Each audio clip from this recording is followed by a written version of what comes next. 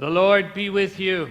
And with your spirit. A reading from the Holy Gospel according to Luke. Glory to you, Lord. Lord, be on my mind, be on my lips, in my heart.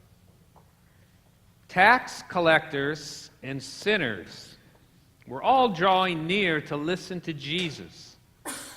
But the Pharisees and the scribes began to complain, saying, "This man welcomes sinners and eats with them." So to them, Jesus addressed this parable. A man had 2 sons, and the younger son said to his father, "Father, give me the share of your estate that should come to me." And so the father divided the property between them. And after a few days, the younger son collected all his belongings and set off to a distant country, where he squandered his inheritance on a life of dissipation. When he had freely spent everything, a severe famine struck that country, and he found himself in dire need. And so he hired himself out to one of the local citizens, who sent him to his farm to tend the swine. And he longed to eat his fill of the pods on which the swine fed, but nobody gave him any. Coming to his senses, he thought, "How many of my father's hired workers have more than enough to eat? But here I am dying of hunger. I shall get up and go to my father, and I shall say to him, 'Father, I have sinned against heaven and against you. I no longer deserve to be called your son. Treat me as you would treat one of your hired workers.' He got up and went back to his father. While he was still a long way off, his father caught sight of him and was filled with compassion. He ran to his son, embraced him, and kissed him. And his son said to him, 'Father, I have sinned against heaven and against you. I no longer deserve to be called your son.' But his father ordered his servants, 'Quickly, bring the finest robe and put it on him. Put a ring on his finger and sandals on his feet. Take the fatted calf and slaughter it. And then let us celebrate with a feast, because this son of mine was dead and has come to life again. He was lost and has been found.' Then the celebration began. Now the older son had been out in the field, and on his way back, as he neared the house, he heard the sound of music and dancing. He called one of his servants and asked what this might mean. And the servant said to him, 'Your brother has returned, and your father has slaughtered the fatted calf, because he has him back safe and sound.' He became angry, and when he refused to enter the house, his father came out and pleaded with him. And he said to his father in reply, 'Look, all these years I served you, and not once did I disobey your orders. Yet you never gave me even a young goat to feast on with my friends. But when your son returns, who swallowed up your property with prostitutes, for him you slaughter the fatted calf?' And he said to him, 'My son, you are here with me always. Everything I have is yours. But now we must celebrate and rejoice, because your brother was dead and has come to life again. He was lost and has been found.'" The Gospel of the Lord. Praise to you, Lord Jesus Christ.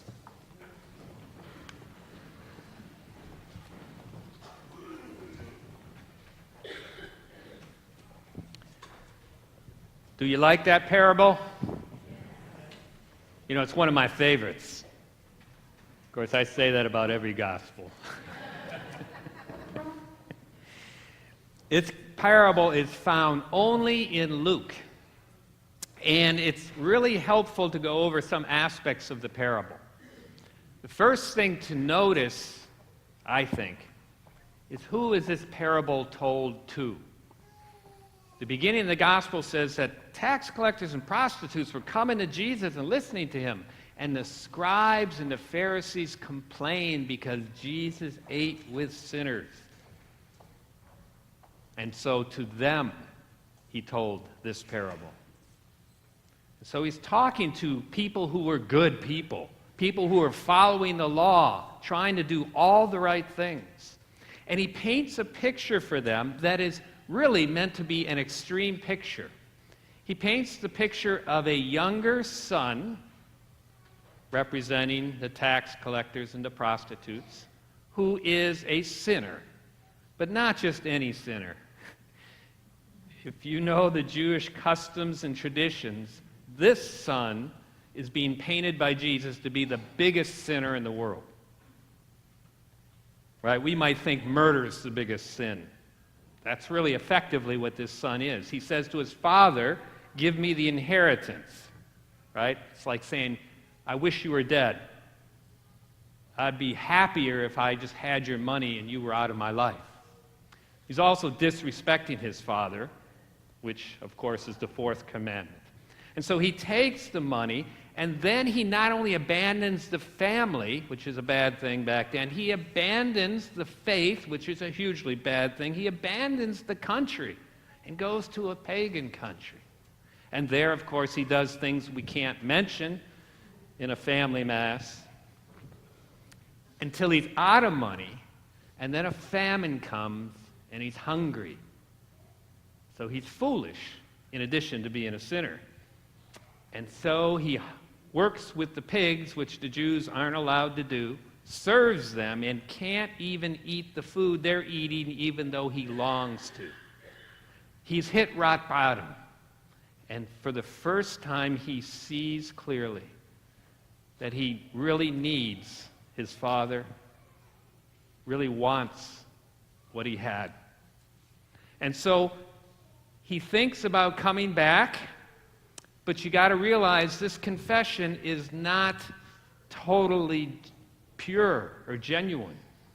He wants to go back simply so that he can get some food. And so he says, "I'm going to go back and I'm going to tell my father this. I'm going to say I'm sorry. Treat me as one of your hired servants." And so he goes back. And then the father in this story is being portrayed also in an extreme way. He's being portrayed as a foolishly loving, crazy loving, extravagantly forgiving father. First of all, what father would really take the inheritance and give it to his son before he dies? But he says, "Go ahead." And in the Jewish tradition, a father who's been so disrespected would be expected to stay in the house and make his son come back, get down on his knees, and beg for forgiveness and say, "I was wrong." But does he do that? No, he runs out and embraces his son. And his son starts to give him this apology, which isn't totally sincere, or isn't as far as it really needs to go, but he doesn't even want to hear it. Put the finest robe on him, a ring on his finger, sandals on his feet. He embraces him, he hugs him, and he kisses him. Wow. That's what God does to each and every one of us and every person who's been away from God. And when we come to our senses, even if it's an imperfect contrition, we realize we're hungry, and we take one step to God, God comes to us and embraces us, and that loving embrace will heal us and so transform us that we will not only recognize we're forgiven of our sins, but His love will help us to see how beautiful God is and want to be a part of His life forever. enter the celebration. Now, isn't that a beautiful story? Oh, but then there's the older brother over here. It wasn't that beautiful to him, was he? Doing all the right things. But you know what's interesting? Does the father favor the younger son more than the older son? Really doesn't, does he? Because as crazy as it was for the father to run to the younger son, the father comes out of the banquet looking for his older son and comes to him in the same way and invites the older son to enter the banquet. But the older son refuses that invitation. Why? Because the older son has sinful attitudes in the heart. The younger son did things wrong that are easily observable from the outside.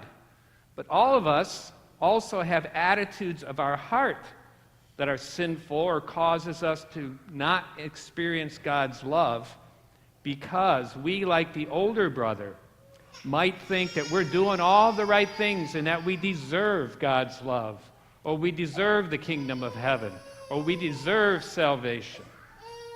Or we might, like the older brother, be unable to forgive others that maybe need to be forgiven. Or we might compare ourselves with others and feel better than them. Or we may feel bitterness, anger, resentment. All those things that are coming up in the older son's heart. And so in these parables, we're meant to put ourselves into place. And yes, it's kind of understandable what the older son feels. Sometimes I feel that way. But every time that happens, we should recognize that just like the younger son, those are sinful attitudes too. And God, if we just make a simple step to come forward and to say to God the best we can, Lord, I'm sorry, I know I should forgive others. Lord, I'm sorry, I know I shouldn't feel angry or bitter. I know all you've done for me is so great that I should be grateful, but I'm finding it a hard time. And reach out for that Father's embrace. He will embrace us too, just like he did that younger son. Put the ring on our finger, kill the fatted calf, embrace us and kiss us. And that love too will heal those sinful attitudes in our heart so that we can then be like the person in this story we're called to imitate, and that is the Father. To love others, to welcome them into the kingdom. And so all of us have a little bit of the younger brother and the older brother in us. And we're called to recognize our wrong actions, but also our wrong attitudes. And the best we can, ask for God's mercy and forgiveness. And then receive that forgiveness. So oftentimes I speak with people, and like the older brother, we fail to enter into the embrace of God's love because of bitterness, anger, resentment, hurts of the past, and we want to cling on to those because they're comfortable or familiar. It takes humility and courage to let go and to enter into God's embrace and be invited into the celebration. In this parable, of course, the celebration represents heaven, but the Father's embrace represents an encounter with God's love that we have right now that allows us to live this life with joy, knowing that the celebration awaits us. And so, let this parable teach us to confess all our sins, our actions, and our attitudes, to accept God's love, to be like the Father, and to go out and invite others into the banquet.